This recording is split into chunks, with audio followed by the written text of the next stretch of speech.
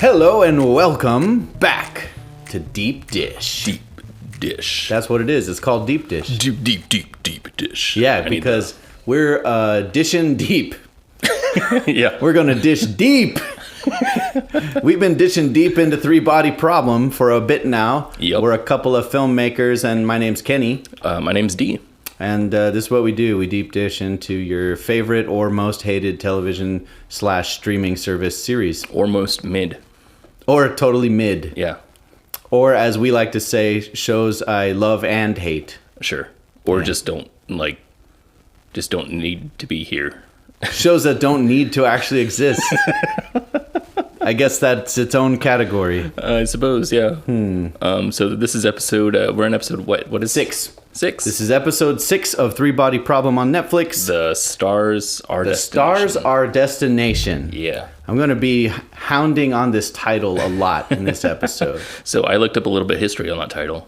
Did you? I did. Tell me. It's based on a book called The Stars My Destination. Okay. Stars My Destination as opposed to Stars Our Destination. And that's based on a poem that's called Tiger, Tiger, I think. Oh, thanks for that. Yeah, so there you go. Well, that's really cool. The book has nothing to do with this episode. Okay. So All right, then that was useless information. absolutely, I'm full of it. I'm full of it. Sweet. I am full of it.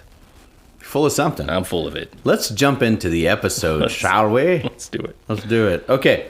So, as you recall, the last episode. I don't recall, actually. It was kind of forgettable, but the last episode ended with the Sophon unfolding itself across the sky. Yeah, sick. Causing some mass panic. That was my favorite episode. People are like, look at the thing, what is it? And then there's an eyeball in it.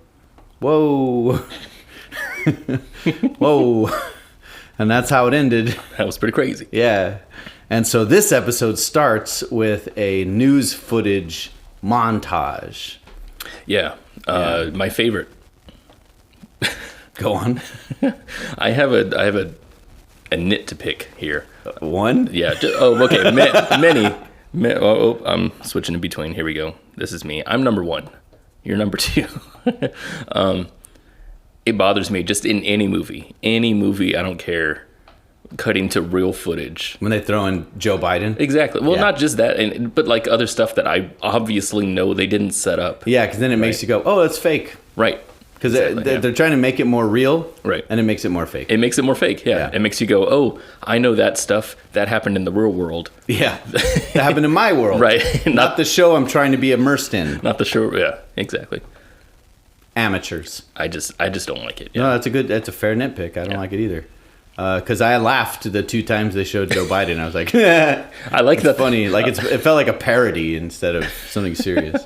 I like that the footage that they have of Joe is just he's just shaking hands. Yeah.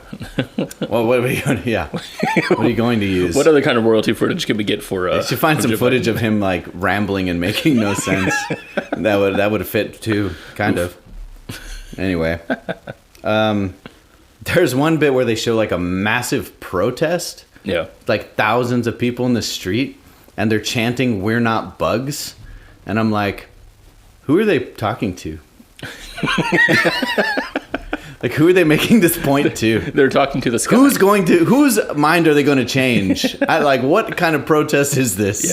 Yeah, that was one of the things also that kind of caught me off guard was having riots in the street. That is something that I imagine would happen in something like this. You know, like riots are caused by, a game being won, in baseball. Sure. But yeah, I don't understand. It feels like this like prolonged massive unrest of society is completely overblown. I don't think it would be that way at all. It just doesn't feel, It doesn't feel real at all. You know what did feel real actually was the store, which we'll get into, but when they saw the stuff that was missing from the shelves. Sure. Yeah, just because we've been through a pandemic and that happened. No, I get that. Yeah. Because you're like, there's idiots who live all around us and they're going to probably go buy all the food. So, London is burning. People are starting cults. Oh, yeah. And then there's a whole cult thing. disproportionate amount of this footage is dedicated to talking about this new org called the Stars Our Destination. Right. Then did you say new org? Yeah, it's like an organization, right? Is that what it's called? Is an org? Yeah, that's short for organization. I've just never heard that before. Oh, well, you need to get out more. Oh. It's an org. I'm sorry. It's an org. All right, yeah. I don't mean organism or orgasm. I mean organization. See, I thought you said... I knew orgasm. you went there. Right, I right. knew you went there. Right. So, yes, this org that... Orgasm. that apparently is selling stars Right. as a fundraiser for the war effort. Which is weird that... For many reasons, it's weird. For But go many on. reasons. No. Well, okay, so we already do this, right? There's already a star. Oh, you can selling. buy a star right now, Yeah. and it's like $100. Yeah. It's not expensive. Right. The weird thing about it is that if you're trying to create like a war bonds effort type of thing, then why is it catered toward the filthy rich? Yeah. I just don't know. And why does it sound like this is a big organization that's super organized, it's been around a long time, and this is literally appears to be the day after Oh yeah. the big revelation. Yeah. Yeah. I could kind of see that in a capitalistic view of someone being... I'm gonna really capitalize on this. Yeah, I could see that. Yeah, except for fast forward to the end of the episode, Will visits the headquarters of the Stars Our Destination, Right. and it looks like a fucking Smithsonian. No, it does, yeah. Right? 100%. And yeah, no, it's fucking weird. Yeah. It's weird. I want to say that I maybe in a better series or something, I feel like this is not an impossible thing, and I could believe it. But I didn't go there here. Sure. Yeah. Well, it'd be more interesting if it was like charlatans trying to cash grab Right. off of the panic kind of thing. But it doesn't seem like that's what they're saying at all. No, it seems like a very, what's the word? Very genuine effort. Yeah. But they bring it up 18 times throughout the episode. Yeah, they do. Yeah, like it's very significant. Yeah, super important. Yeah. Will makes it his last dying gesture. Yeah. To go spend millions of dollars on a star for Jen. Will makes it his last dying gesture. We actually don't know that yet. That's a spoiler. Well, we know he walks into their place and We says, don't know he's buying a star for Jen. when we know he's buying a star. he does confirm that one. He does say that, yeah. Anyway, it's really weird, and the fact that they named the episode after this organization. Yeah. It's like this. It feels like they're pointing at this, saying this is really significant. Right. This is going to be really important. Right. Maybe it becomes important in season 2 or 3 or something. I don't know. I don't know. Maybe, I don't know. They are hammering home. Yeah, something else. Okay, I have a question for you then. All right. About the story. So, are the stars our destination? Is that what they're called? Stars our destination? Yeah. Okay. In that organization, are they trying to raise money to get just for the war? Just for the war? There's no specific thing. That's what's so another layer of weird on this, right? Right. It's like when fundraising happens to support a war effort, it comes from the government. Right.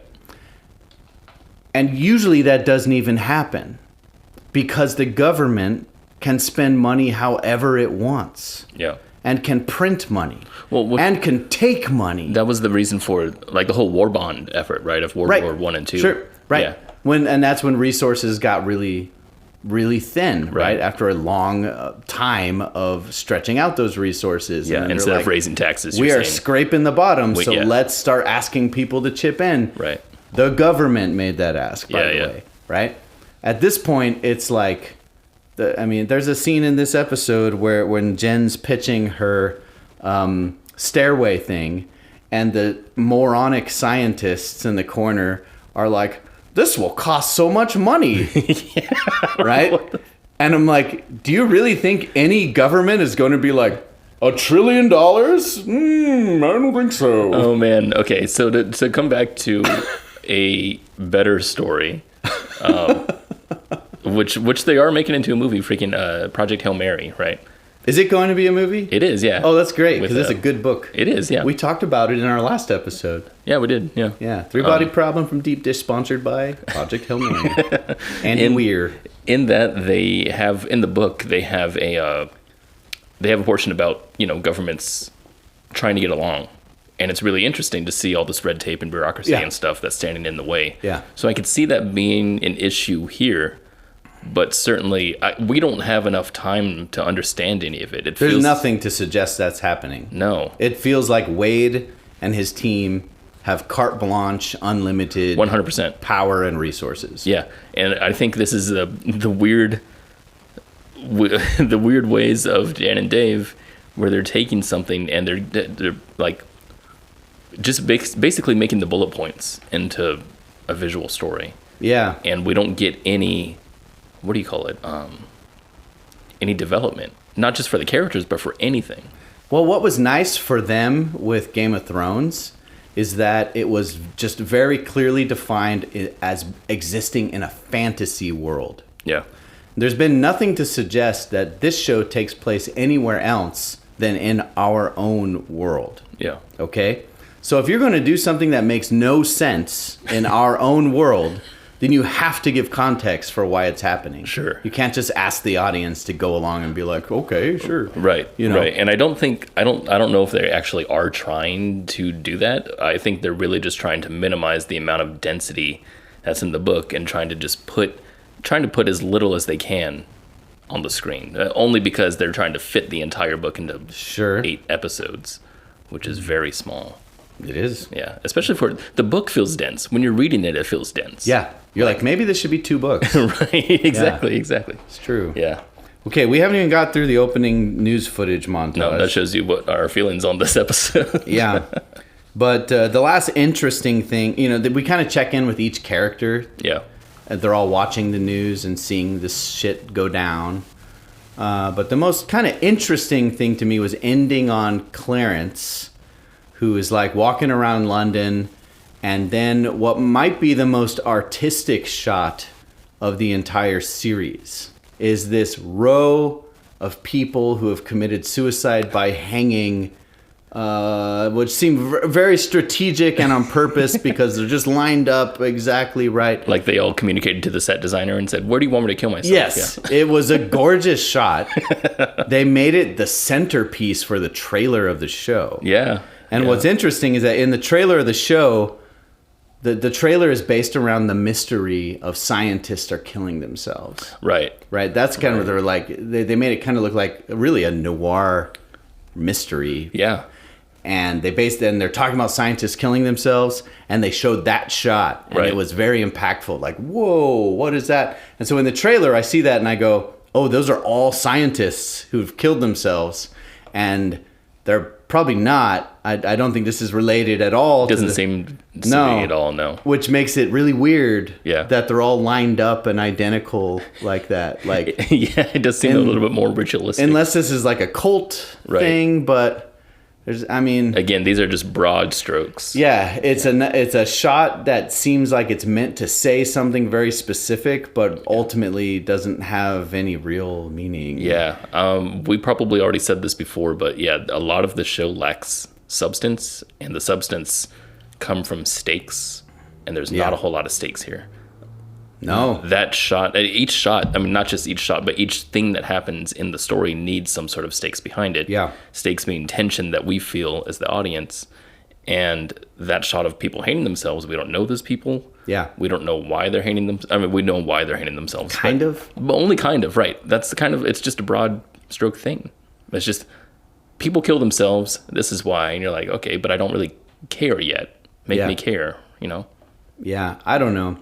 I feel like I'm just a watcher of the show. I don't exist in this universe. Yeah. And yet, me personally, I even struggle to feel the stakes of the impending doom of the Santi. Right. Because it's 400 years away. I wouldn't say for me it's the same way, but I certainly don't feel what's the word? attached. I just don't feel attached at all. I'm trying to put myself in their place and being like, oh yeah, I'd run into the street and burn down a Target Right. and fuck shit up, or maybe kill myself Right. over what was said on the news yesterday. Yeah. And I can't get there. Well, the thing is also because I've talked about this before in a video that I did about telling stories. It was one of my first YouTube videos. It was about you can't just tell your audience that the world's in danger and have them care about it, right? They need some sort of a personal attachment because we're people, we're social creatures. We need to understand it from a person's perspective, which is fine. Because that's what Dan and Dave are doing. They're trying to present these people, make it about them, not necessarily about the stars and shit and aliens, whatever. And that's smart until they come to a thing like this, where there's a mass chaos and everything happening, and none of it is connected to our characters. Yeah. Like, what's the point then? Yeah. Yeah, because then we have no one to connect to anymore. Yeah. Yeah. No Augie, Saul, none of these people went crazy. Right. Right. Yeah. Right. I don't understand. None of our team of most important characters are experiencing what they're showing us the rest of the world experiencing. Right. It's like they're all above it. Yeah. It's like there's Yeah. a dissonance. Yeah. And it's funny because that's probably why we like Jin so much, is because she's the most, I guess, anchored into the story, as to what's happening around us. Jack was funny dissonant, right? Will is dissonant because he has his own shit going on. Augie's dissonant because she's a weak-ass character, and then Saul's just barely in the story at all. So Jin's like our anchor for everything, and she's the one who gets a little left up over this kind of thing, and it's nice to see that. But it's not enough. No. But Yeah. it's interesting. All right.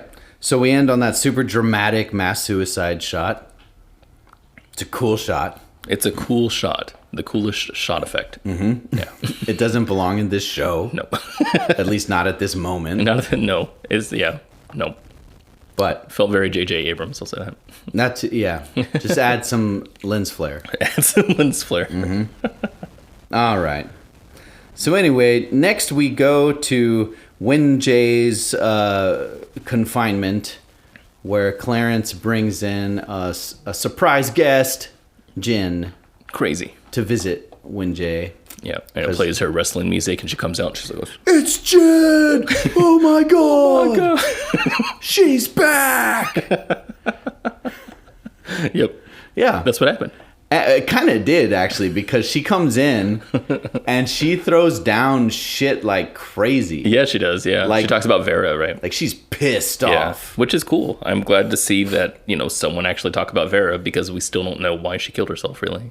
Even after the episode, we still don't know why. Nothing was clarified on that. Nope. But Jen comes in and has a billion questions. Yeah. And asks them all. Yeah. And gets increasingly angry as Wenjie says nothing. Until finally, Wenjie talks and basically says, when I watched my dad get murdered, there was a poster that showed like the Buddha and a rock and roll artist and something else. Getting smashed with a hammer. Smashed with a hammer. And it said that we have to destroy the old world to create a new one. Yeah.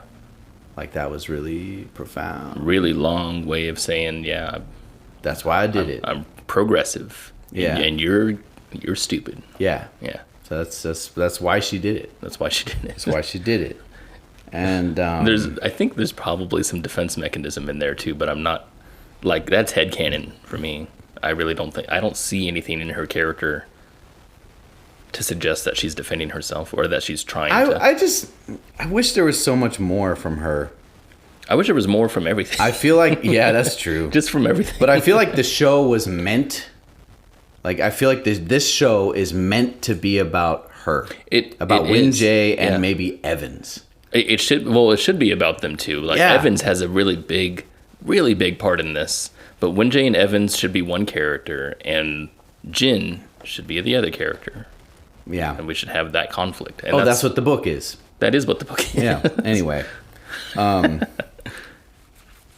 So basically she says, you know, it probably would have worked, except they figured it out. They figured out that we're too dangerous, that we are an awful, dark, lying, deceiving species. And so we can't be trusted. Which, if you look back on what Evans did, it was not really that, is it? No. Yeah. Evans was definitely not misleading anyone. No. Yeah, I mean, he was reading storybooks to him. Yeah. Yeah. So this whole thing is based on what we've seen. Purely on what we've seen, it's based on a misunderstanding. Yeah. It's a comedy of errors. A comedy of errors. This is the importance of being earnest. Wow. Okay. Damn, when you put it that way. It's just, there's nothing that we've seen to suggest that the aliens think that we're fucked up as a species and therefore we need some reform. Yeah. No one's said that from their side. Well, it's funny. Like, I wonder if Wenjie got to hear any more of the recordings, right, than just that little bit we saw in the last episode, because she gets to this conclusion that, like, yeah, they're against us now because they realized how awful we are, and that's definitely not what happened on screen. It's not, yeah. And like, again, if I was Wenjie, I'd be like, please get me in touch with the sound team. I need to explain to them what happened. Right. That was a misunderstanding. Yeah, that's another thing, is that she's not being held here against her will, right? Well, she is. She is. In the episode, she demands, she's like, look, you haven't arrested me officially. You need to let me go. Okay, they're just literally breaking the law then. Yeah, she's detained, but not arrested. I see. Okay. Yeah. Because they show her later on sleeping in this room. Yeah. Or somewhere. Because she is detained. Gotcha. And that does happen. I mean, people can be arrested, meaning they're detained, they're taken in, and they're just like, we just got to finish collecting the evidence so that we can officially charge you. Oh, we don't have it yet. And, right. You know, at a certain point, you're like, hey, you need to let me go. There's a lot of people like, that's weird. She doesn't have a lawyer in this predicament. Yeah. That's strange. This whole show seems like the authorities are a government that exists above all other governments, right, with its own rules and shit. Right. I wish it was. I mean, I don't know. That's not another. We don't need another theme in here to explore, but that would be interesting. We still don't know who any of, like, all we know is what they're not. Like, Clarence and Wade have both said, oh, I'm not Scotland Yard. Oh, I'm not MI6 or whatever. Right. You know? Yeah. Some mysterious, everyone knows who they are. A thing who can do whatever they want. Right. Yeah. Very convenient for writers. Very. Yeah. Sure. Patton Oswalt wrote a book called Zombie Spaceship Apocalypse. Okay. And the whole book isn't about this, but the title is inspired by what he described the title as, when you're an amateur writer, when you're young and want to write something, but you haven't experienced enough of real life. Sure. You want to come up with something that wipes the slate clean, so you can just make up the rules as you go along. That's interesting. You don't have to rely on any knowledge of the real world. Yeah. So you have an apocalypse, you got aliens on a spaceship, you have zombie attack. None of the rules matter, so you can make shit up. You know. That's great. Wow. That's kind of what this feels like. It really does. It really does. That's funny. Yeah. Oof. Oof. Big oof. All right. It ends with Jen telling Wenjie that you won't be remembered for being a brilliant physicist. Yeah, big put down. And she's like, how will you be remembered? I hate this little dialogue. I'll be remembered as one who fought back. Who the fuck cares? Smash cut. Who the fuck cares? Yeah. This whole episode, man, is freaking fluff. This is a fluffy episode. It's very fluffy. This episode felt like a scene. Yeah. It felt like a scene in a movie. Yeah. It did not feel like in any way self-contained. I don't remember what happened in the episode, to be honest, and I just watched it yesterday. Yeah, I'm refreshing you as we go along. Yeah. All right, so now we go to Witchwood Manor. And where's that? This is the mansion where they're building HQ for their operations. This is where Wade and all these secret military people. Right. They're running cables along the walls and up the stairs, which makes everything look really ad hoc but high tech. Right. Wade says something about being in this mansion has some benefits, like gets did he us say that? away from doomsday cults and such. I don't know. It to me, it didn't make a lot of sense. I'm like, why aren't they just working out of the federal buildings where Right. they all work anyway? Right. I don't know. I mean, like, if it was about, like, being off-grid and out in the middle of nowhere, cool. But their enemy is a Sophon who can see everything everywhere, so it doesn't fucking matter. Everything everywhere all at once. Yeah. Oh, that's a good movie. It is a good movie. Wish we were talking about that. That was a good movie. We're not talking about that, though. Okay. Witchwood Manor. That's what it's called. Witchwood. Big old brick mansion. Yeah. And that's where they're going to do their saving the world shit. I guess. That's it. Yeah. Let's see. He's lecturing his people. He talks about, hey, the Santi are real, and they're actually coming. We got to fight the Sophons. How do we do that? And there's these two scientists we meet for the first time that I fucking hate. These are the most obnoxiously annoying characters ever put on paper. Yeah, they're the embodiment of everything that the writers are thinking the audience is going to question. Yeah. That's what They're it is. like, oh, we need someone to question everything. Right. And I'm like, these two would not be scientists if they were Exactly. this freaking obnoxiously skeptical. Yeah. Had no imagination. Yeah. And we're just like, no, impossible. Right. No, they should have been government officials of some sort, right? That's true, right? Like like the senator who has to approve the funding. Right, exactly. Exactly. From whatever defense committee. Yeah, Would be that that would make more sense. Yeah, not scientists. Claiming these two are like freaking top tier nuclear physicists or Right. something didn't make any sense to me at all. I could see a world where, because this has happened in our world, where we have scientists that disagree on something. Yeah. To the point of, for example, the thing that I'm thinking about is the Big Bang, right? The Big Bang's come under scrutiny several times. I mean, it's a theory, right?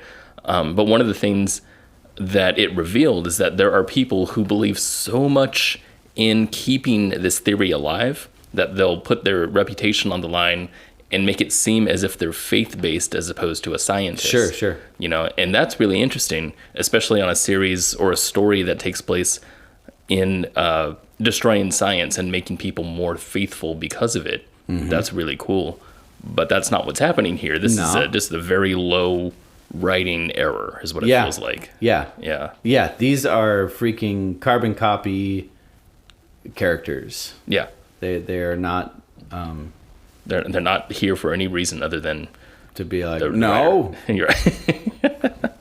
And it's like, is Jen really that brilliant and special I know. that she can just see beyond everything? Yeah. And See, just that's- leave these guys in their dust and they're like, oh my God. Yeah. Right? That feels Doesn't very make- Disney to me. It is Disney. Yeah. Yeah, she's the magical princess. Exactly. Yeah. Yeah. Yeah. Very low bar to be the person who's brilliant. It's crazy. You just make all the other people look stupid. Right. And then Right. all of a sudden you have a genius. Yeah. Yeah. I love that. Not only do they do that where she's like, here's my idea. And they're like, no. And she's like, yes. And they're like, oh, she's smart. But then Wade is like, I side with her. Right. Every time. Yeah. I have no reason to because I'm just Wade. I'm not a scientist. But I'm arbitrarily choosing to ignore you two assholes. You know what's funny is I feel like Wade is he's a fourth dimensional character. He's a character who is meta, and Yeah. he's agreeing with the writer over and over. he is the writer. That's what it is. He's the writer. He's the writer. Yeah. Wade is the author of Yeah. this world. Yes. I could buy that. The writer put themselves in the story as Wade. Yeah, I could buy that. I And could buy that. And said, I'm going to say yes to everything and no to the bad stuff. Yeah. Basically, the whole point of this sequence is for Wade to tell the scientist that we are going to send a probe. Not the scientist, to tell the audience. Yeah. We're going to send a probe, and we got to figure out a way to make it go 1% of light speed. That's it. That was it. No. Yeah. And to introduce these idiotic scientist. I want to point out, by the way, that the plot being pushed forward here is nice, but it pushes forward at the very end where he says, we need to go 1% light speed. Right? Yeah. That's it. Yeah. I don't remember how the scene goes. I don't remember. No, that's it. That is it. Okay. Yeah.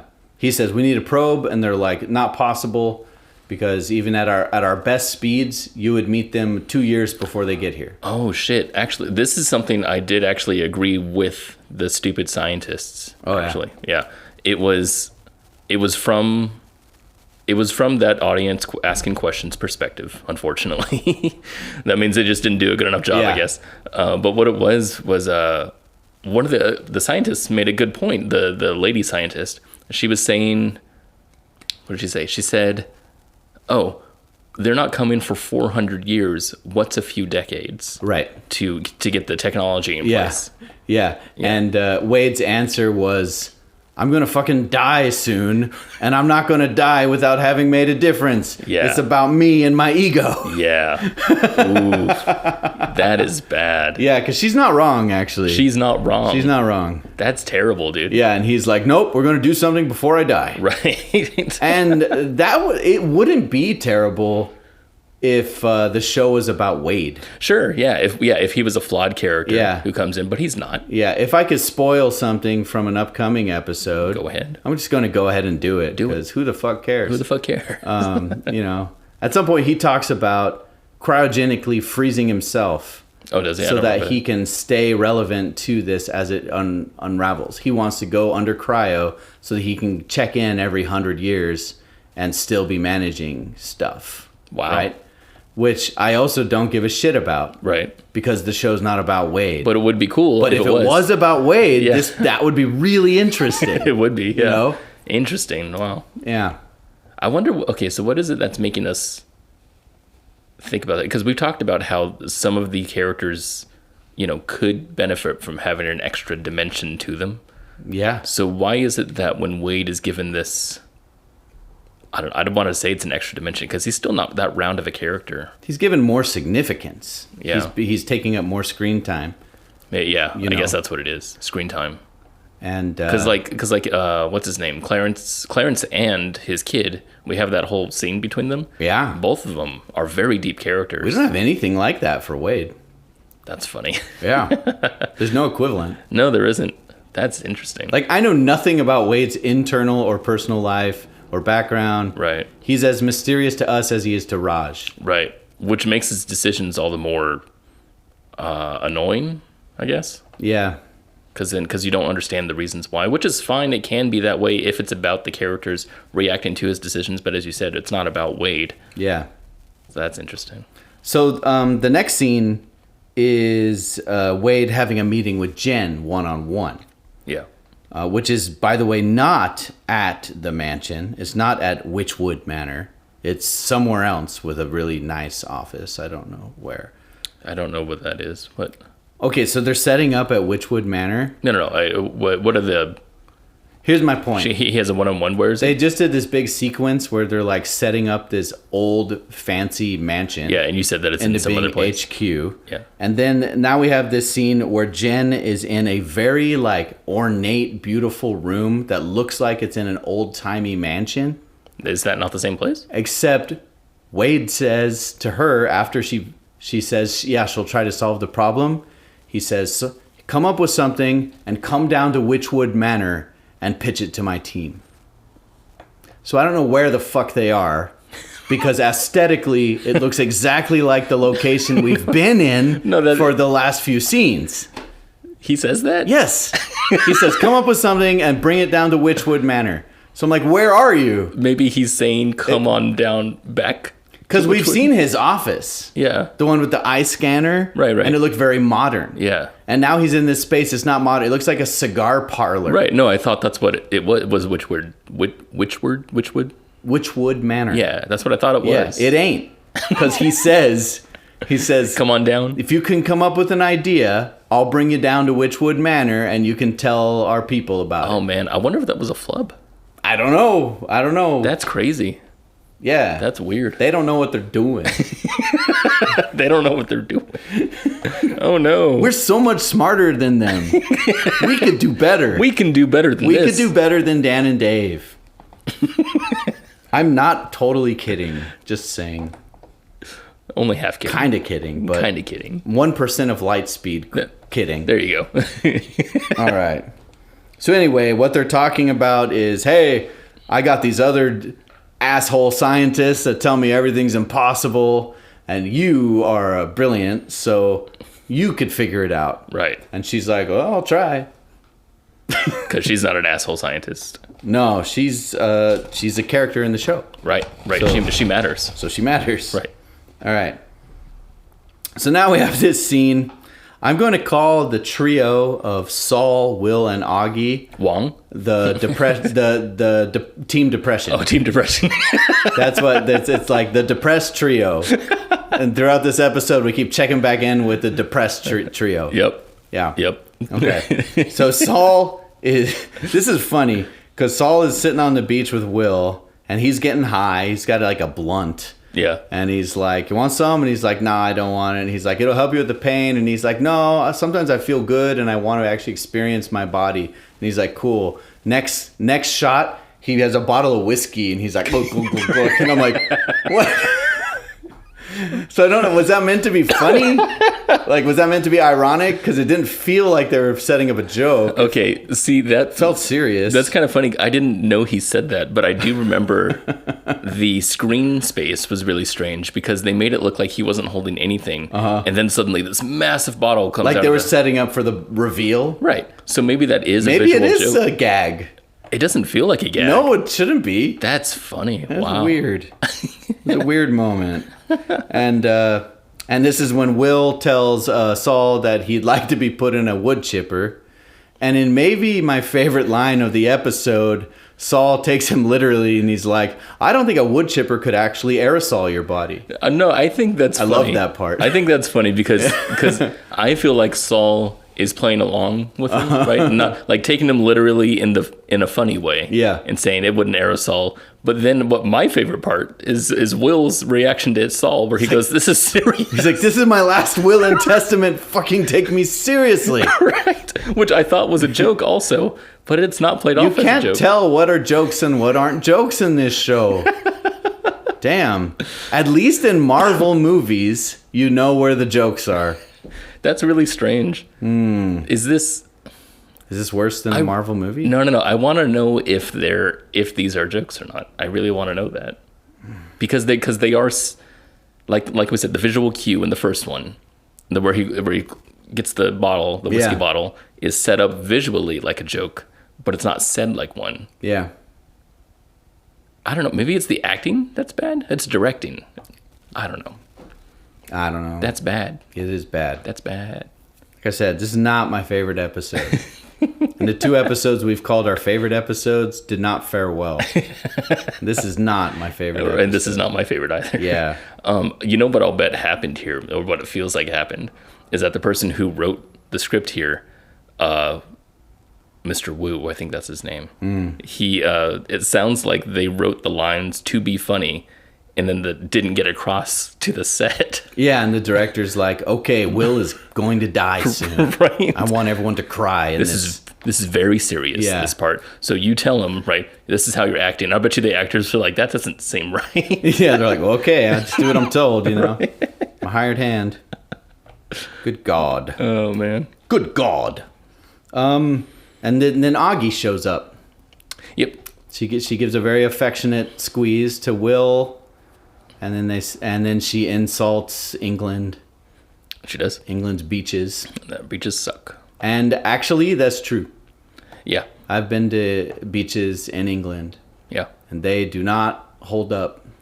They don't stack up to America's beaches. That is a funny line, by the way. Yeah. I will say that this part No, felt like it had humor the in it. Friends episode that you could make by taking selects out of this series of the times the Friends are together. Yeah. That would be a good part. And that's this whole. We're gonna keep going through here too. I'm gonna keep mentioning it. There's a lot of parts in here where I feel like, oh, Dan and Dave hit their stride. They should not be making 3 Body Problem. Being sitcoms. Exactly. They should be should- making How I Met Your Mother. Right. They should be making cinematic freaking sitcoms. Big Bang Theory. Yeah. So anyways, meanwhile, back at the mansion, Jen is now at the mansion, not the place where she was with Wade. Apparently. Now she's at the mansion. Apparently. Yeah. Right. Maybe that was Wade's house. Maybe he goes home at the end of the day to his mansion. It's like next door. That's funny. I don't know. Meanwhile, back at the mansion, Jen presents the stairway concept. Right. Okay. Yeah. Which is apparently something that is a real thing that people have yes, it was an actual idea someone proposed in real life. Yeah, that's a thing. It really says something negative about the visual storytelling of this show, that whenever someone writes something on a chalkboard or whiteboard, I go, oh, now that's interesting. Okay? Am I right? Oh, no. Yeah. That's funny. Yeah, because she's doing her diet. I'm like, oh, yeah. You're like, oh, yeah. I get it now visually. Now I understand. And I'm like, oh, that's bad. That's really bad. That is very bad. Mm-hmm. Yeah, so she explains her thing with the chain of nukes going off into the...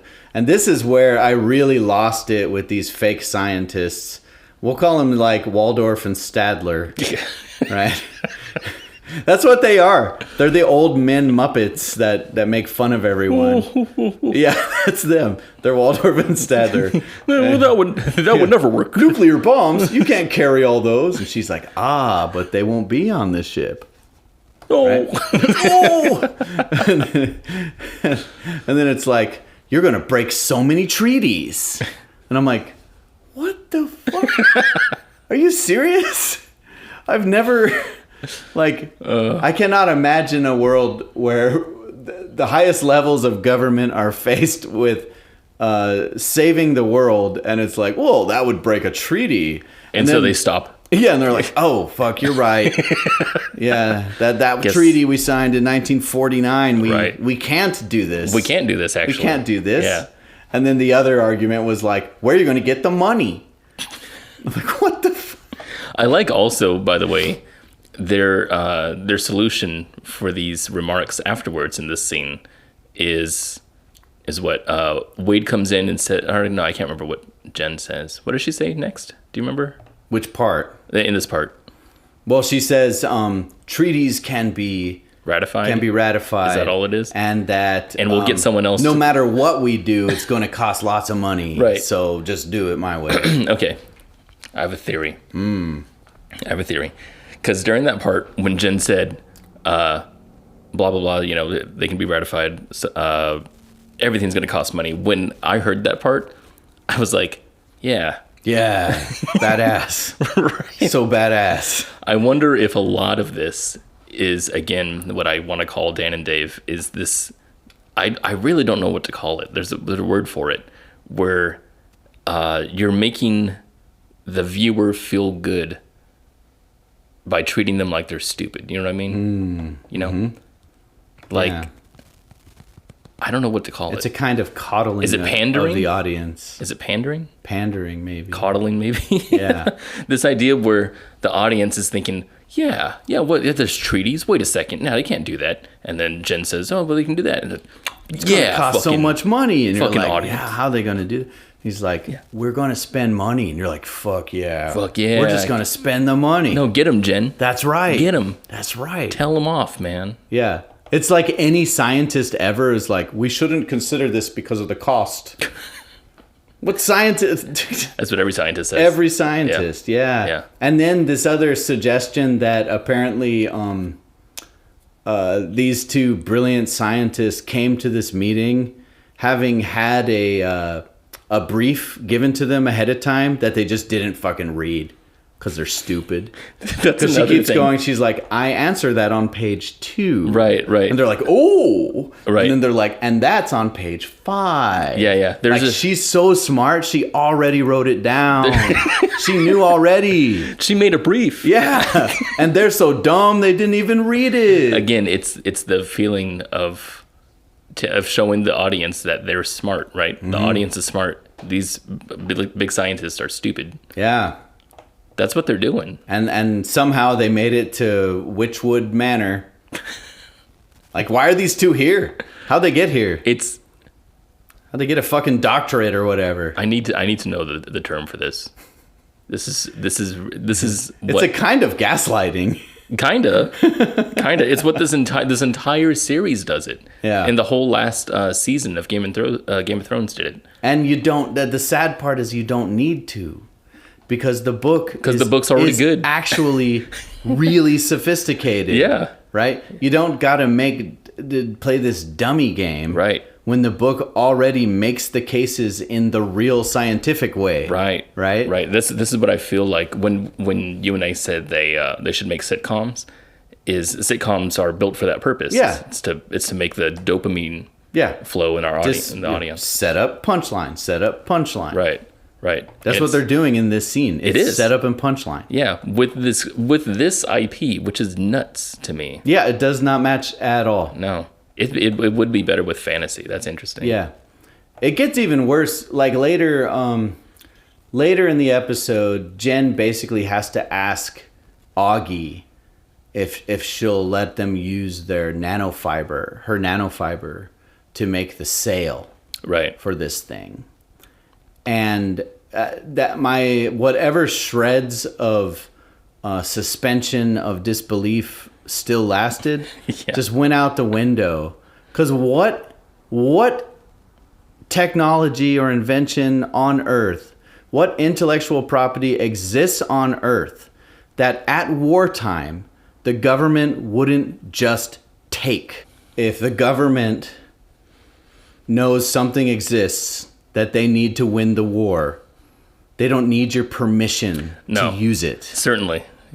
This idea that like they have to beg Augie to open the gates and allow them access to her super nanofiber is ridiculous. Yeah, well, beyond that, it's a dumb character moment too, because again, it adds just the same freaking theme we've talked about with Augie, which is just she's there to say no and she's there to get mad. Yeah. And what does it do for anyone? It doesn't do anything. Yeah.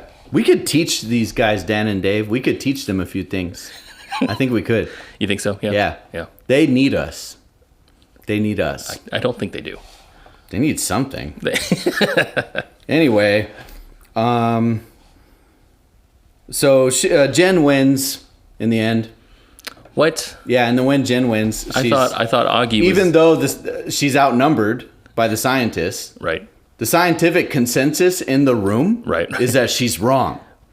And Wade's like, I side with Jen, let's get you in office.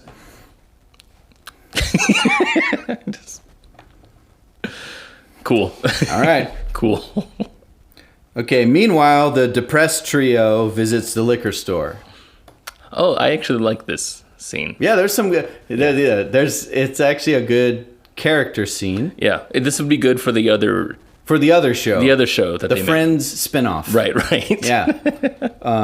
The show that's about a group of friends trying to just get by while the world ends from an alien invasion. There you go. Yeah. That's what Dan and Dave need to make. You actually, I think you could make that show just by editing this show. You probably could. You just pull scenes and make it happen. To be fair, it wouldn't take a lot either. It might be better. It wouldn't be better. Damn. Anyways, oh no. The tragedy of this scene is that it's only meant to do one thing, and it's to bring up the stars, our destination again. Yeah. That's the point. Yeah. It's to bring that up because it's super relevant and important. Right. Yeah, they have character moments of Saul saying he just wants a beer, which shows that he's... well, not him, but it shows, I think, that the world is in this area where it's just like that. You know, you can't just have a beer because we're in like a fucking crazy emergency thing right now. Yeah, we hit peak COVID-19 overnight. Right, yeah. And Will talks about how he wants to order Macallan's. Yeah, expensive whiskey. Yeah, and he can't because he was going to die soon. He'll be dead. Yeah. Good character moments. Good reminder that he's going to die. Good. He's like, well, I won't be here. Good character moments for that other show. Yeah. But this show was trying to remind us that Stars Our Destination exists, and that they sell stars. That they do. That's what it was about. Cool. Put that little seed in Will's head for later. Oh, did he see a commercial or something? Is that what it says? Yeah, there's a commercial or news coverage or something about it on the TV. Oh, right. And then the guy that behind the counter says something about it, and then they start talking about it. And Will's like, I don't know, it's kind of a romantic idea, and at least they're trying to help, because they're raising money for the war effort. Right. Which is what? Which is great. What is the fucking war effort? It's the war. Is the public following what Wade is doing? It's the war effort. They know about the war effort? They just got a text that said they're all bugs and now there's a war effort? The hell is going on? It would... jumped so many steps of logic in this show. Yeah. Again, there's that rough outline feeling to this. Yeah. Very strange. Yeah. This is a $150 million rough outline. It is. Good God. It is. Still watching season 2. All right. Now, this scene where Raj visits Wade in his office. Yeah. Now, I've given up on Raj. I fucking hate him. I think he's the dumbest, most unimportant, stupid waste of space on this show. That's interesting because I gave up on him after this episode. Oh, right. It was this part that started it for me. It's bad. It's really, really bad. Yeah. Yeah.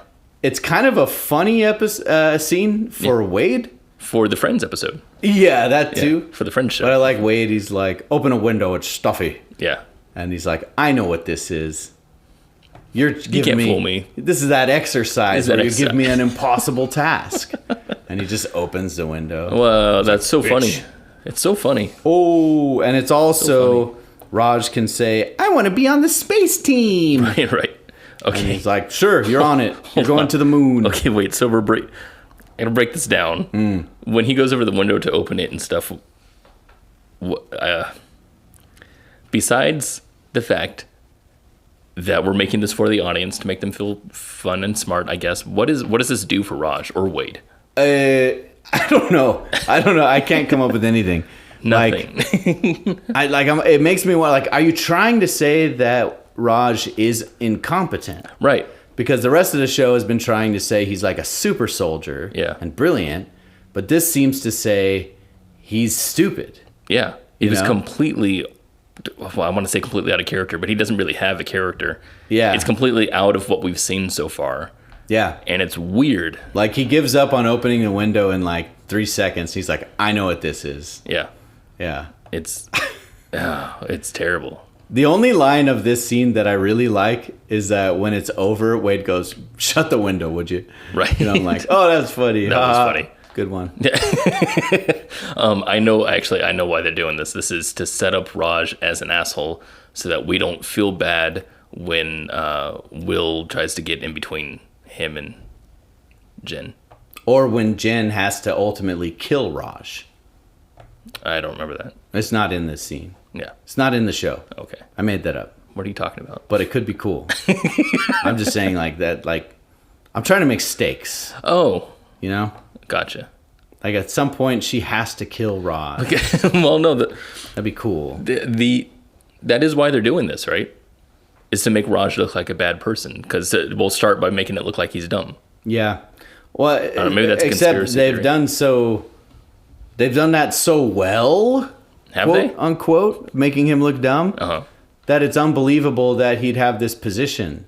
And it's unbelievable that he would be Jen's boyfriend. When did they make it feel like he was dumb before? He's always been a fucking sock puppet. He doesn't sound like he knows what he's doing. He looks like an idiot.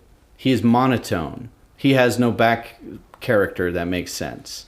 He just sounds like a soldier to me otherwise, but that doesn't sound like he's dumb though. Sure, make him look like a soldier, but and then ask me to like believe that him and Jen are romantically involved. I feel we never see any of that. No, we don't. That's what I mean. We don't at all. But he's completely one-dimensional, so I can't Yeah. connect to him at all. I feel like Jen. Yeah, no, I haven't connected to Raj at all. I'm not saying he's being connected. Yeah. No, I think it's just weird that I feel like that they're trying to make him look stupid.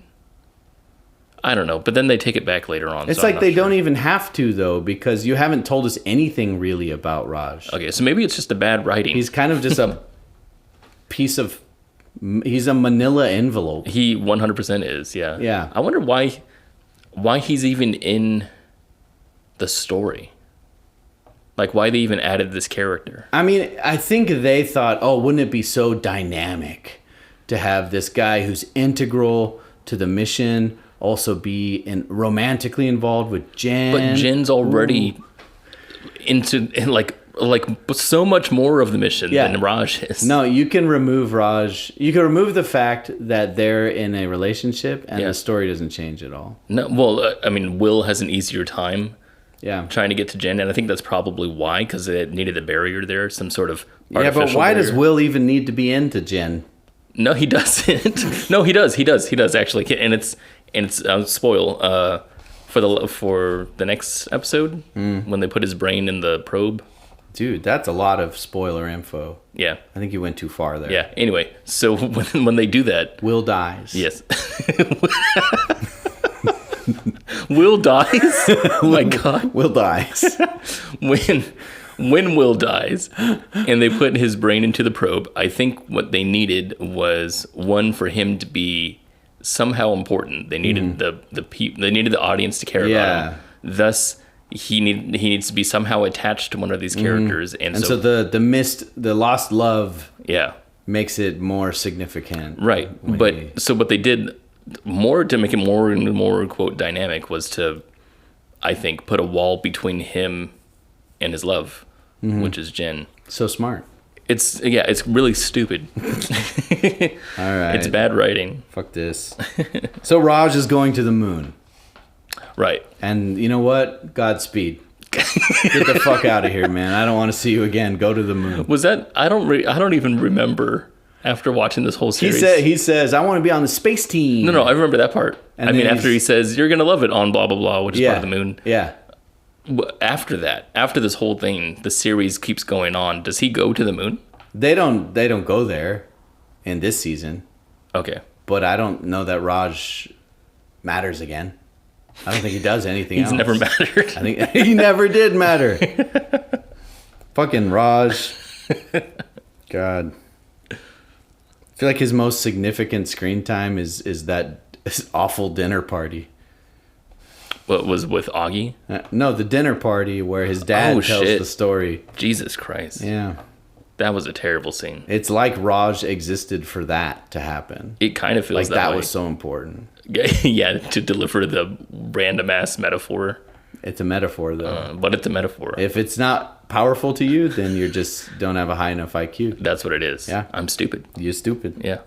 All right, so now Jen visits Team Depression at the beach house. Right. At the saddest beach house you've ever seen. Yep. Yeah. She brings a fish. She brings a fish? She brings a goldfish. Oh, right. Yeah. There's some sort of science thing with the fish that happens. Augie mentions... What does he call the fish? He calls the fish something. It's a gift for Will. Yeah. And Will names it Pushkin. That's what it was, Pushkin. I think that was like some scientist or some sort of science poet or some shit. I don't know. But anyway, first she talks to Augie a little bit. And Augie's, of course, really pissed off. What? That's weird. Yeah, because Jen's working for Wade now. Right. And she's like, I'm pissed off. You shouldn't do that. And she's like, why not? And she's like, well, didn't Raj tell you? And she's like, you were with Raj? Jen didn't even know that Augie was with Raj and that they were in Panama and that they murdered people. We murder people together. Yeah, me and your boyfriend murdered people down in Panama. It sounds like they're having an affair, but it's like, no, we just went down there to slice some people up. Kids, too. Kids, too. We sliced up some kids. Yeah. We sliced up a peaceful, multilingual cult boat. Anyway. So there's that. And, Will gets a fish.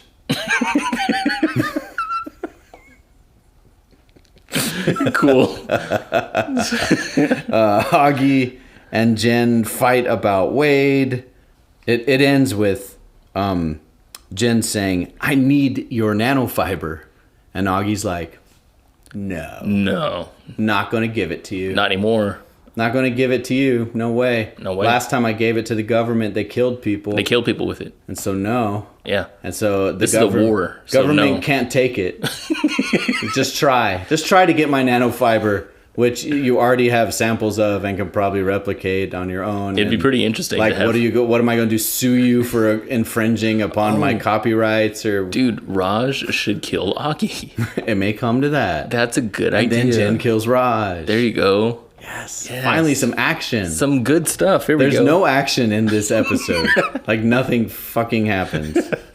Oh my god. What are you talking about, man? Augie won't give up her nanofiber. No, Will got a fish, though. She's a prude. Will got a fish. With her nanofiber. She's a prude with yeah.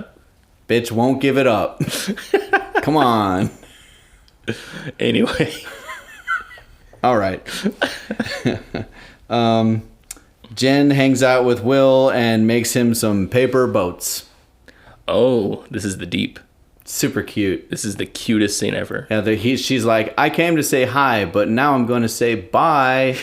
But I know you're dying, so... Here's a boat. Pretend these boats are us. Okay, I don't understand this at all. I love the little, again, Friends episode indie, I don't know what you call it, indie short film that is in here. Yeah. You know. It does feel like an indie short film. 100%. That's cool. Put that good aside. Student film. Yeah, good student film. Yeah. High praise for the student. High praise. They had good lighting on the characters. It's beautiful. Good lighting. Looks nice. You know, the shit beach. Yeah, pretty shit beach though. Yeah. Yeah. When she makes these boats. Damn, she does fast origami. My God. That's racist. It's amazing. That's racist, Kenny. Oh, should she be slower? You're slow at origami. Asians are just naturally fast. You're right. She did expected level of origami for a person of her ethnic background. Thank you. Anyway, the boats that she makes, when I first saw this scene, I thought that was so funny because she said, "These are us," right? And she just pushes them in the sea. And well, yes. And they just separate. And they separate. And they drown. Because that's what I'm thinking. These are us. Doomed. Right. We're doomed. I'm thinking you're going to put these paper boats inside the sea. They're just going to die. These are us. This symbolizes the end. That makes no sense to me. We're gone now. Yeah. We're going to just disintegrate in the salt water and turn to mush. I don't know. It's weird. Profound. It's weird. Ashes to ashes. Pulp to pulp. Oh, cool. Yeah. Will to will. Anyway, so, yeah, this has been a good episode for Will. He got whiskey, he got a fish, he got boats. Man, good episode for Will. Will is just doing great. Good for you, Will. Good Will. Yeah. All right. So then Jen goes home, and then we got this cringy episode where Augie and Saul literally bully Will into confessing his love to Jen when he has completely adequate reasons for not doing so.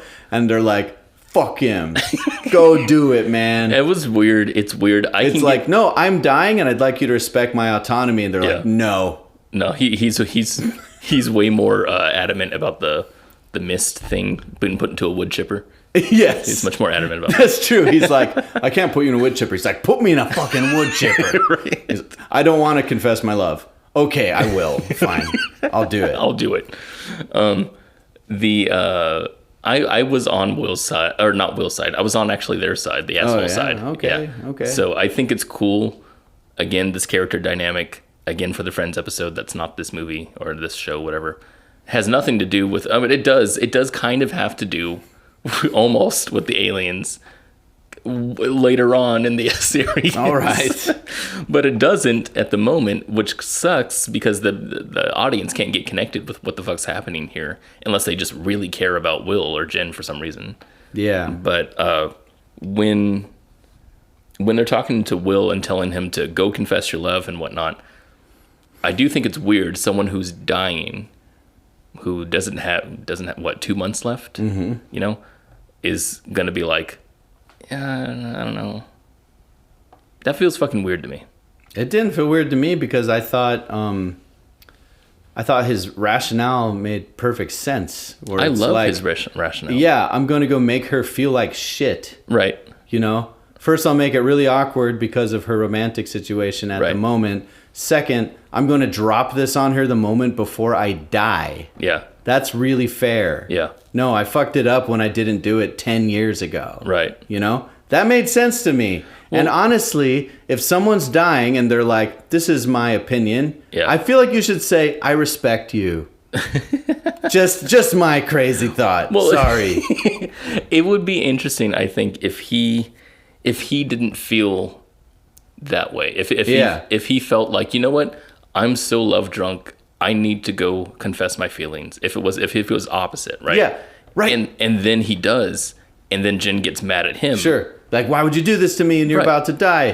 We could have had a whole life together. Right. That's a lot more dynamic. I loved you 10 years ago when you never said anything. Exactly. That would be interesting. Yeah, it would be. Yeah. Yeah. And then spoiler, she's when she does the brain thing later on, she would have a lot more attachment. Yeah. Fuck. God damn it. D&D. We could give you some tips. We're good. Well, post writing's always easy. We're smart. Post writing's easy. That's true. Let's volunteer to give them postmortem on their shows. That's what this is. Let's write. What's a postmortem pizza? That sounds poisonous. This is probably not good for you. This is called digestion now instead of deep dish. God, I don't like that. Digestion sounds gross. So smash cut. Will's on a train now. Yeah, they got me. They got him. And, they make him take pills on the train because he has cancer. Oh, does he? Yeah. Oh, I didn't know. They need you to remember that. He has cancer? That's why he's like... Is he going to die? No spoilers. All right. Yeah, so he takes the train, and then Jen is arguing with Raj in the car. Yeah. So I guess Raj has told her... Oh, yeah, I went to Panama. Oh, yeah, and your best friend was there with me. So what? And, yeah, we killed lots of people, but you know what? They're the bad guys in war, so it's fine. Yeah, weak character here talking to a strong character, which is upsetting, but yeah. I didn't like the argument of when he goes, yeah, well, your friend Augie did the same. She's part of this. She did this too. And she's like, and she was gutted about it. Right, yeah, that's dumb. Yeah. Like she has you should be crying. Yeah, you have feelings too, not like her. Yeah, you should be crying. You should be drinking yourself to sleep like she is, and then I'd feel better. I want to say I like where the scene is going. Like if this was in the writing room, I would say that's a good start. Let's continue. Right? Because I like that what they're arguing about has to do with the fucking plot and not just bullshit relationship stuff. Yeah. You know? So I just like that they're because to me right here it shows that Raj is a soldier. Yeah. And that he follows orders. Yeah, he just does what he's told. Right. That's what soldiers do. Right. And it's interesting to look at that kind of perspective and be like, oh yeah, a soldier does that kind of stuff. Jin is far more empathetic, and that's an incompatibility. That's really interesting. Yeah. They don't focus on that though. No. It's just a tidbit. Again, no, it's acting as though Raj is betraying trust. That's what it's shown as. Yeah. Yeah. It's as if Dan and Dave themselves don't believe that soldiers act this way. Yeah. It's weird. It is weird. It would have been really cool if it had plot significance. Like if it mattered that Augie and Raj were doing this mission together behind Jin's back without letting her know. That would be... Like if that had plot significance, there's some reason it's not okay for the two of them to be together without her knowing. Yeah, at the moment there's no tension, there's no stakes. Yeah. Yeah. When we talked about how there's no tension or stakes to the plot a lot of the times, especially right now since we're having the whole 400 years thing. Yeah. There should be stakes to the conversations that we're having, at least between characters. And the stakes seem to always be, you really care about these characters. Thus, when Jin is mad, you should be on the edge of your seat. Mm-hmm. And I don't give a shit if she, like, if she got out of the car at some point, or if she killed Raj, I don't care. Yeah, it almost would not say anything. Right. Yeah. Right. Yeah, there's a lot of, again, bullet points here. There's no development, so... I wouldn't be sad if they broke up, and I wouldn't be relieved if they stayed together. Right. Or disappointed if Actually, they stayed together. You know what's interesting is, I think in the next scene, or at least in the few scenes down the line, they talk about Augie and how Jen needs her. Or no, you need Jen, or Jen needs you. Yeah. At that point, for a brief second, I was like, oh, I wonder if Augie should be in love with Jen. I wonder if that's going to happen. I'd like someone to fuck. Just one cup, please. The idea there is that we have two main characters who are who matter to the plot. Yeah. And Augie just needed something anchoring her to the plot. And it would be interesting if it was her and Jen, and that was because Jen is so integrated into the aliens coming, and she has this really strong empathetic thread with humanity, which is opposite of, Yes, unfortunately, her anchor is her nanofibers, and the fact that she hates everything. She just hates everything. Yeah, I don't know. that's Her and Augie. Saul had like a thing going, and now it doesn't seem like that thing's here anymore. Well, I mean, it got close again because again, the next scene is Saul waking up to the sound of Augie puking. Yeah. And this was what was weird to me about this is that it appears she's already puking into something. Right, but he's like, let me walk you across the whole house to the bathroom, puking all the way. Yeah. And I'm like, why'd you do that, man? Yeah, I was thinking the same Shh, thing. Come on, I got you. Yeah. I got you. We're going to walk down this hall. We're going to go through the kitchen and then through the living room, and there's a bathroom down there. And then you could puke the right way into a toilet. Into the right way. Yeah. Again, this is it's supposed to be a character moment. Mm-hmm. I don't feel anything for it. It means Saul cares about Augie. Yeah, because he helped her throw up. Yeah. That's the most gentlemanly thing ever. It's so gentleman. If you can help a chick puke, you win big stars. You win big. That's brownie points all the way. Yeah, you're getting fucked. Yeah. As soon as she feels better. Yeah, and then she fuck him. Or not. You ever had a toxic waterfall?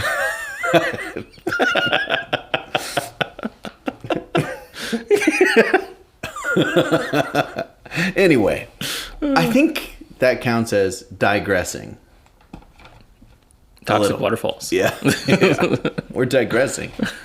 Oh, shit. Yeah. So, yeah, Augie is messed up. She's drunk. She's throwing up because she's drunk. Because she's depressed. She's depressed. Yeah. And angry and emotional. I don't give a shit. I don't know. But Saul does. He's a nice guy. Right. Saul's a nice guy. Okay? You need to know that. All right. I don't... Okay, then we have this scene where Jen and Raj have finished their argument and they're about to part ways or something, and they hug each other. Oh, right. They come out of the car. And Will sees it. Will sees it? And Will goes, oh, I forgot she has a boyfriend. Will... Never mind. That is how I felt. That's what it's like. Yeah. Oh, yeah, Raj. Fuck. Raj. Guess I'll go home. Like, what were you expecting? Exactly. Yeah. This whole point that he had where he was saying, well, no, she has a boyfriend. Right? Yeah. That whole thing. He's like, oh, a boyfriend. Right. And which, by the way, made that whole sequence have no relevance and didn't matter. No, yeah. They could have like taken out that whole sequence where they argued, put this scene in, and it would have done the same exact thing. Yeah. But I did want to talk about this one part where, because we were talking about how, again, Raj is a soldier, Jen is not. Yeah. Right? And I like the idea here. Again, I don't like the way it's implemented, but when they're coming out of the car and they have that conversation, they kill all tension and all stakes. My mind just went because they like instantly make up. Right. They're like, we'll put it behind us. Huggy kissy. Bye-bye. Exactly. Yeah. And that feels so strange because I like that tension there because at least there's, I don't know, something that there's no conflict really, but I want something there, especially if Will is going to enter the scene. I need something. And it would have been a pretty good time for them to have an emotional, angry moment and then her to turn around and see Will. Right. Yeah, and like, then... oh my God. I think it's because... You're the one. Right. I think it's because the audience, again, in here, it's not a big thing to say that audience is connected to Jen way more than anyone else. Right? Yeah. Jen is like like the one that I think that we're focusing on the most. The exception of maybe Clarence. Right? That's this whole episode. I'm like, where's my fucking Clarence? Where's my time? boy though? Come on. Yeah, I think you're absolutely right. I think Jen should have had a falling out of some sort, even if it's just a minor thing with Raj. Raj goes away, then she meets Will. It went back to status quo, Yeah. as though the scene didn't matter. Oh, we're skipping the scene again? Another skip scene. Hey. Damn, this is almost a skip episode. Almost. Yeah, like all we needed was the explanation of the probe and the staircase, and that was all we needed. Jesus Christ. Yeah. Yep. Jesus My Lord and Savior. This is terrible. Yep, it's really bad. I don't love this episode.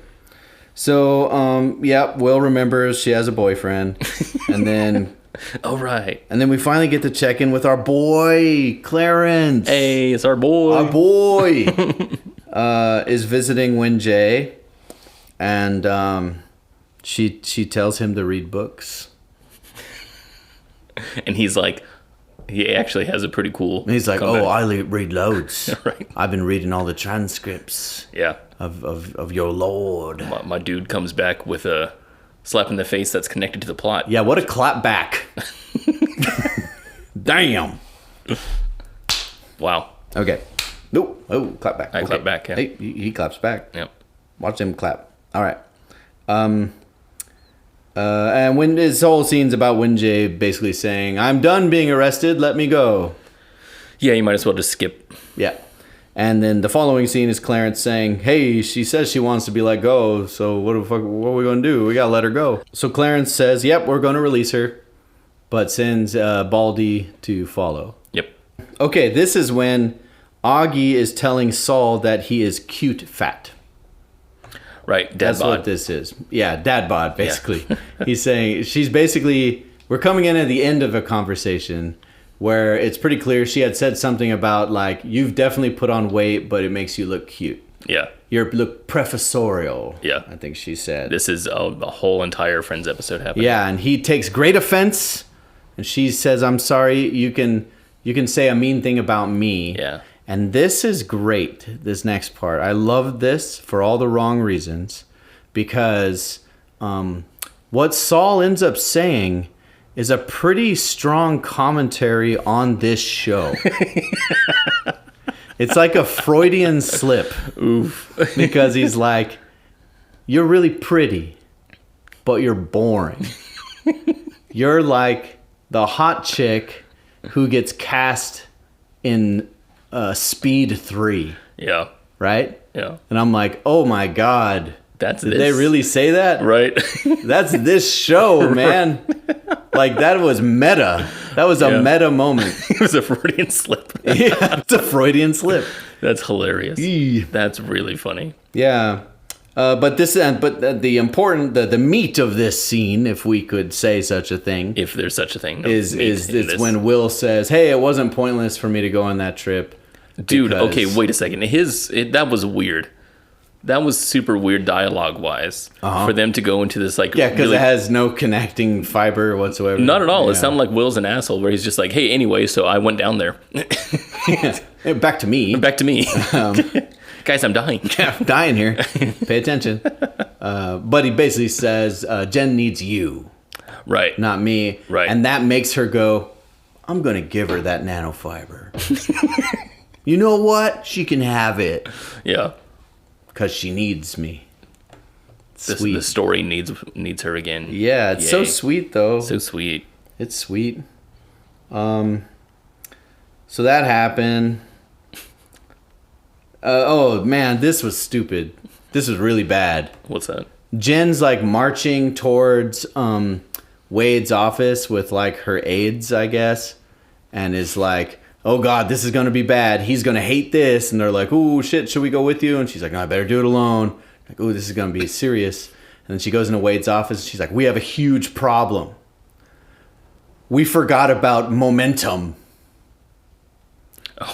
We're fucking rocket scientists, and we forgot about like fucking gravity and momentum.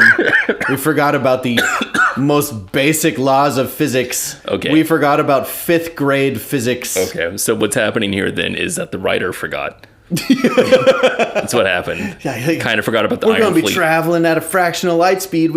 We forgot about deceleration. No, yeah, that's the thing. We have to line up 1,000 nukes to blow it up in the opposite direction. Yes. There was obviously a gap here where the writers were thinking, oh right, we need to figure out how to decelerate, and then wrote it into the episode like that way. I don't know. That's really fucking weird. Well, it was just a setup for Wade saying, "Oh, it doesn't matter." Right. Well, no, it is a setup. They'll just catch it Exactly. at a fraction of light speed. Just be like, Yeah. "Got it." Yeah. They're just gonna catch with their tractor beams. Yeah. I don't know what is the relative speed if you have two things traveling towards each other at 1% of light speed. Oh, I know. That's That's pretty fast. That's pretty fast. You got some good reflexes. Somehow. Oh, that's so weird. Yeah, that's weird. I thought that was ridiculous. That is ridiculous. Yeah. And especially that she made this whole presentation in front of other scientists. Yeah. And everyone was like, no one thought about this. Wenjie's now free. Yay. And she's walking home. And she's being followed. They after detaining her without any charges, they won't even give her a fucking ride. And she has this moment, this metaphorical moment, by the way. Yeah, she meets collectors. Yeah, that are saying for humanity. I think they are part of the stars our destination. That's probably what they are. I Yeah. think it's hilarious, though, the line that the girl says. For humanity. Yeah, could you be any more straightforward? Yeah. And then there's this moment where I feel like the camera's trying to tell us to feel sad that she's broke. I think what they're She's trying like, I have no money. And Yeah, I'm I- like, oh, that looks sad. I think what they're trying to do, fuck? I don't think they did that on purpose, but you're 100% right. Because I looked at her wallet going, oh no, what's going on? Yeah, she's like, I don't have any, I have no money. They established a 180 so that we could see behind her. Yeah. And we could see it was guy. to show that Baldy is following. Right. Yeah. Really fucking hilarious, though. Really weird. I have no money. I have no money. I invited them here to kill us, but I feel bad that I can't pay you. What? What is fucking happening? It would it would make more sense if she did have some money to give, because then the metaphor is complete. Right? Maybe what metaphor though? It's a bad metaphor, but but the fact that she was, it's thematically relevant that she is sorry for bringing the aliens here, basically. See, that even pisses me off because I'm like, why is she sorry? Like, I don't feel like she'd actually be sorry. Right. Well, no, she wouldn't be. Yeah. I don't think. But they had that thing where they showed Evan's transcript with the aliens, and then since then she was quiet. Yeah. So I think that was her sorry, basically. Yeah, because they misunderstood a fairy tale. Yeah. And so therefore, everything she thought is wrong. No. It's not about that, Kenny. It's not about the misunderstanding. We're shit people. We're awful. We're awful. We're an awful species. So why does she feel bad about not helping them? God damn it. Wait, no. The story's about... Hold on. The story's... Hold on. What's the story about? The story's about something, right? It's the main characters are the Sophons. The Sophons. They're Yeah. about the Sophons. In season 2, the Sophons get names and voices. Do they really? No, I'm just kidding. Okay. You got me scared for a second. You're like, that almost tracks. No, it does. I don't want to see that. Sophon 1 is played by Danny DeVito. Oh, that makes sense. And Sophon 2 is Nicolas Hugh Cage. Jackman. No, Nicolas Cage. And Nicolas Cage. It's a dual personality. Yeah. Oh, the entangled ones. Yeah, they're entangled. The entangled. One half is Cage and one half is Jackman. There you go. There's a musical number. Yeah. It's going to be great. Oh, it's good. You'll love it. It's great. I was going to say, what's the story about thematically? Because one point we're talking about how humanity sucks, and the other point is talking about how humanity is worth saving. Yeah. So... Don't know. Depends who they choose to be the main characters. The main characters. But they haven't chosen that yet. I'm pretty sure the book is about how... It's like we're still setting up a story. People do talk about this story being the prologue. Sure. They talk about how the first book is a prologue to the story. Right.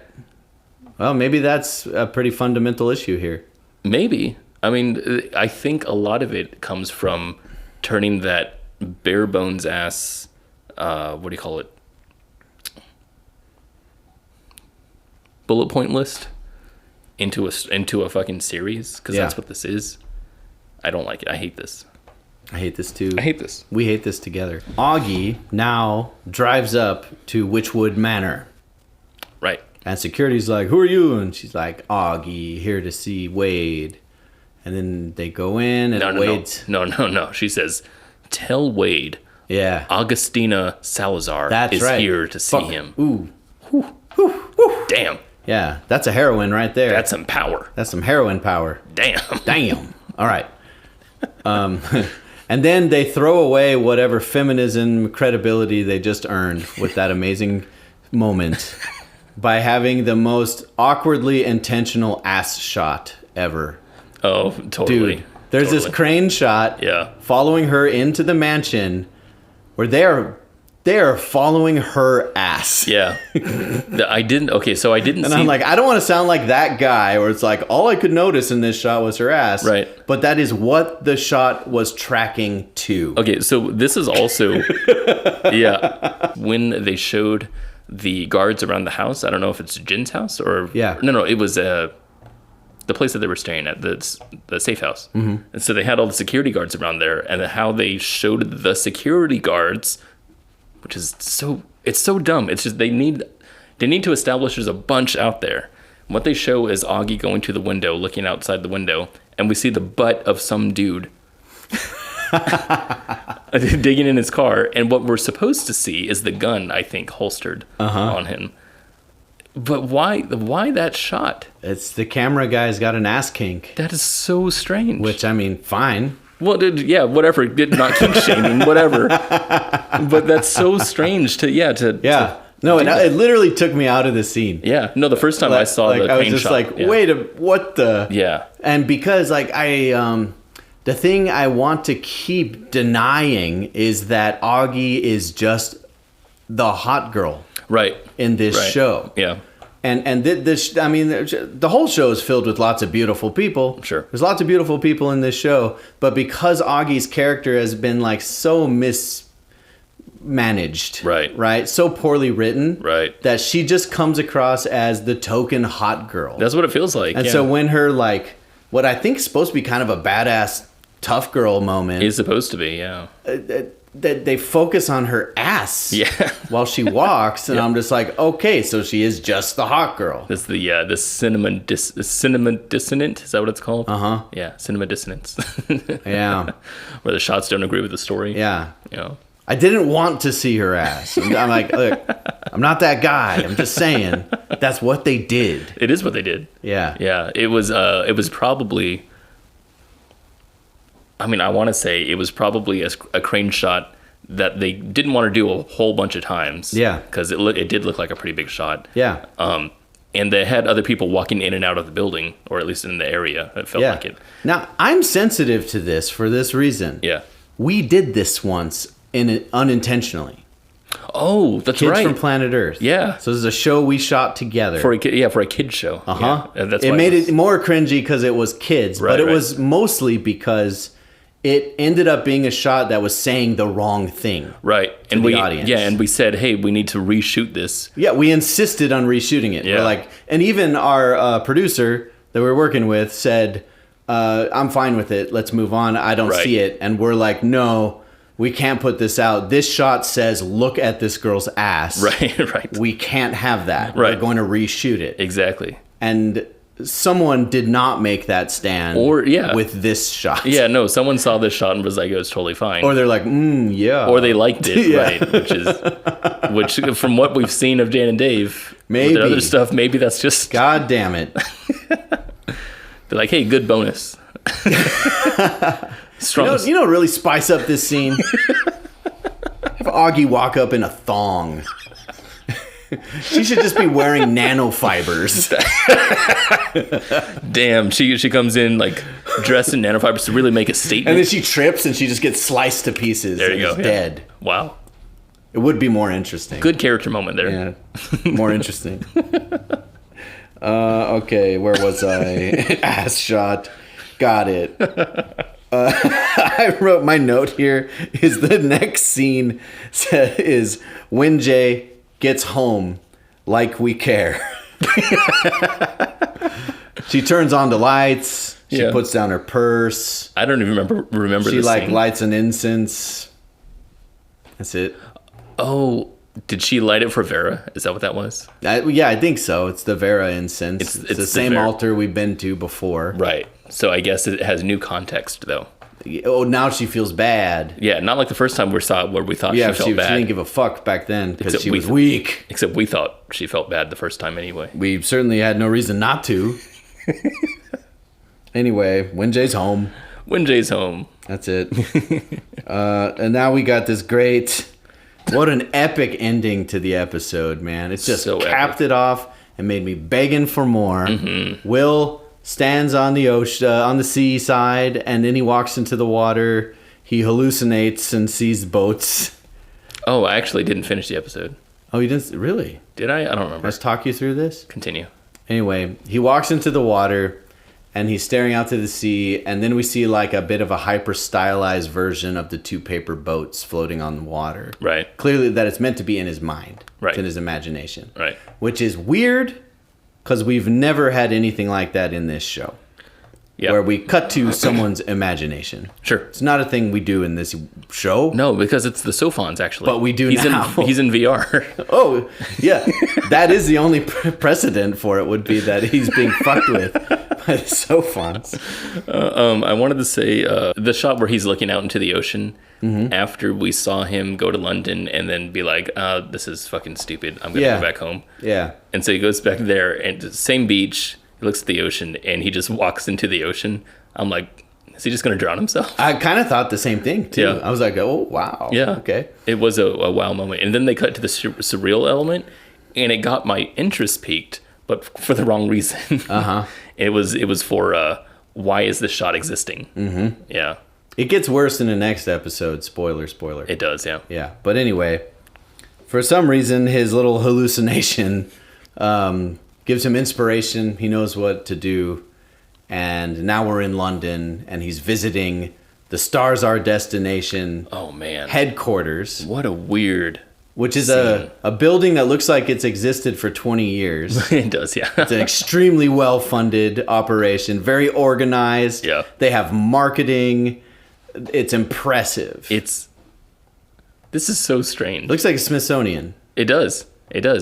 When he walks in, they have this really cool LED wall. Yeah. It's so cool. The most like inspiring footage of humanity. Well, it's funny because when you show shots like these, usually in other movies and stuff like that, really big screens, maybe it's just for the times or whatever, are usually shown in a negative light.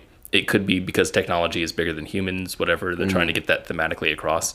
So the idea that he comes in here and it's very like positive feels already kind of strange to me, probably because I just seen a lot of 80s movies, whatever.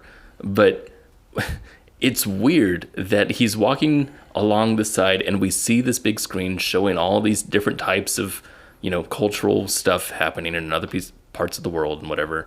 We see people cooking, we see animals, it's like the Earth episode basically, right? Yeah. And while he's walking, we have this, I'm sure it's intentional, this part where he starts walking with the figures that are walking also. Yes. Yeah, it's matched up. Because he almost missed his cue. Oh, so it's awkward. Yeah, well, no, I think it is a little awkward, but it's just so much effort to show us that there's this stuff. Yeah. Is it supposed to inspire the audience? This is what I mean. What's been so weird about this whole episode is that the episode seems completely infatuated with this group, whatever it is, the Stars Are Destination, Yeah. without being at all about the Stars Are Destination. Right, no, it's just like this Right. completely one-off. Yeah. I don't know if it's one-off, but it's definitely Yeah. not part of the main thing. It's Yeah. as though you were making a short film about a couple who falls in love in the back seat of a taxi, but during the whole episode while they're falling in love, the taxi driver is talking about the IRS like it's the most important thing in the world. That is, yeah. And the movie's not about the IRS at all, but the taxi driver won't stop. And it's not ironic and it's not for humor. Yeah. Yeah. Yeah, no, that's weird. That's weird. It's a weird thing to put in here just because, again, like you said, there's so much effort. Like, how did they even get access to something like that? Is what I mean. Like, did they build? They didn't build that, right? It's probably an existing thing. I certainly hope they didn't build it. But the fact that they made him, I can't get over the direction of his character to make sure you don't miss your mark and walk between these figures that are also walking in the background, because it's thematically relevant, and it's not. Right. That's so weird. What I assume is that Dan and Dave have big plans for this group. The Stars Our Destination are going to matter in a big way later in the on. future. Interesting. It's like introducing a new character then. Yeah, that's what I think. Okay. But the way they did it, it makes it feel like we missed something. It feels that way. Yeah. It definitely feels like an important piece of information that has no context. They're hitting you in the face with it. Yeah. Yeah, that's what I hate most about this scene, is that it's so overdone. Yeah. For something that doesn't seem consequential whatsoever. And if he just wanted to buy a star, yeah. like, that could have happened in, like, an office setting. It could have happened over email, to be honest. Yeah, right. Yeah. Click confirm to buy your star. It would have got the same goddamn message across. Yeah, with this weird idea that it's like this super elite thing. Yeah. And yet they have like a public facing visitor center. Like it's for the people. I know, right? Right? Yeah. Yeah, super weird. It's weird. It's very weird. I think this episode failed on many levels. It wasn't good. No. It might be the worst one so far. I don't remember. Just in terms of things that mattered that happened. Yeah. This is the lightest. Sure. This one had a consequence. Had a lot more. Had a lot less stakes. Inconsequential episode. A lot more filler. A lot less stakes. Yeah. Yeah. The whole thing feels like fluff. It does. I think that Netflix has become really infected, deluded, something by the fact that their process is making content for binging. That binging is the final destination of their content, right? All episodes out at once. Yeah. Okay? Because none of these episodes end in a place where you go, oh God, I gotta wait a week until the next one, right? I don't know. I would, or leave you feeling like you just had something conclusive, like, oh wow, we've had a little episode. It never feels like a meal, like you finished a meal. Yeah, never feels that way. Right. I do, however, want to say that based on also what you said, the binging part. When I first watched the series, I found myself in this weird. It's like eating potato chips. Like when you eat a potato chip, you're like, okay, good, I suppose, but it didn't feel great. Yeah. It was just, okay, let me get another one. Okay, let me get another one. It was that. You'll never be full of potato chips. Right. And so with this series, when I finished the end of the first episode, I think that's when the universe starts blinking. I don't remember. The first episode? Yeah. Yeah. Okay. So I remember that happened, and I'm like, okay, so that's the end of this scene. What's the next thing? And it ends, and I'm like surprised. I'm like, oh shit, no, okay, number 2.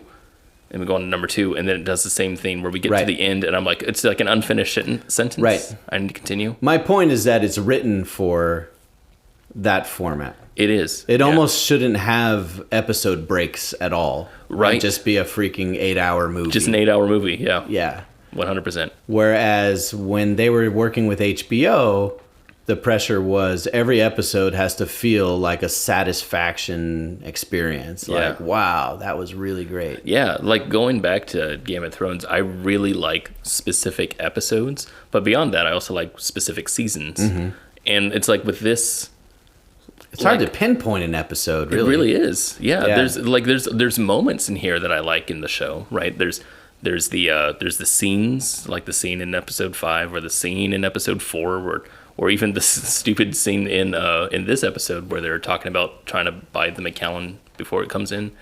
Interesting little tidbits of character and or plot, but never one that I'm like, oh man, remember when that thing happened? Yeah. It's never that. Yeah. Yeah. Well, what can you do? I guess we can make a podcast about it. And we can rate it as a slice of pizza. Yes. Let's do that. Okay. All right.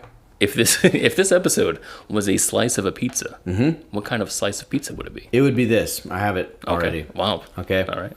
So you know when you get a frozen pizza, and you know it's been frozen without ever being baked, so like Yes. the cheese is never melted or anything like that. Right. And so if it flips around a few times in your cart or in your freezer, everything moves around on the pizza. Yeah. It's not glued in place where it's supposed to be. Right. Right. All right. So imagine you were so ignorant and evil that you would just put that pizza in the oven without assorting the toppings Oh, geez. where they should go. Yeah. Right. Even though they all slid to one side. Yeah. Right. And just cooked it, and then you pulled it out, and then you slice it up into the even slices, and the piece that is left when you get to the table is the one that has almost nothing on it, while everyone else did. Right? There's like just a little bit of cheese, but this was like a combo pizza. There was pepperoni, sausage, olives, peppers, onions, and none of them are on your slice. That's what it is. That's great. Yep. That's excellent. That's what this is. That feels good.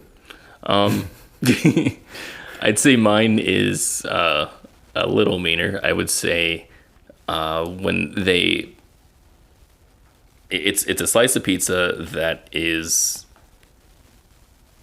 when you hold up the slice, there's no toppings on the pizza. There's no sauce on the pizza, but there is salt and pepper. So it's salt and peppered dough bread. It's just salt and pepper It's bread. crust with salt and pepper. Yeah. Damn. There you go. That is mean. That's what that's what this episode is. Fucking mean. How dare you? Oh, but when you eat it, there's like this one part where it has like more salt and pepper than the other parts. You're like, Oh, that was yeah. tastier. For Not for, tasty. For a piece of bread with salt and pepper on it, that was pretty good. When we started this, I was pumped about doing deep dish on Three Body Problem. I was too. I really didn't expect it to become like so frustrating. No, it's funny because watching these again, because we refresh our memories. Yeah. Watching this again, I'm thinking every time I start up an episode, I'm like, ugh. And I'm like, well, I don't Why remember do I feeling feel that way. way? Yeah. I think that's really the litmus test for great work. Yeah. Is how well does it hold up the second time? You know? If you're pumped or just really not at all. Yeah. That's interesting. You go back to it a second time and actually discover more to like. Right. That's a great piece of cinema. Sure. You know? Yeah. It's funny because Game of Thrones has that almost opposite effect on me where I really want to go back and experience it again, but I really don't want to experience the last part again. Yeah, I know. Yeah. The first 4 seasons really do work that way, where Yeah. you can go back and watch them and just be like, oh my God, it's so good. Yeah. But then you're just going to be set up for so much frustration because you're like, I have to finish. Right. And you're like, oh, but it's so bad. The same with Lost, actually. Lost was that way for me Yeah. too. Yeah. That's funny. Yeah. Yeah. Fuck. All right. Anyway, that's episode 6. We only got 2 more. Oh, wow. Thank goodness. I know. Here's the most exciting thing is that after 2 more episodes, we get to switch to a different show. Yay. Yay. We'll go to the Chinese three-body problem. No, I'm done. Well, you've been watching Deep Dish with Kenny and Dee, talking deep dishing on Three Body Problem. That's right. And until next time, enjoy your pizza. Your slice of pizza. 1 slice.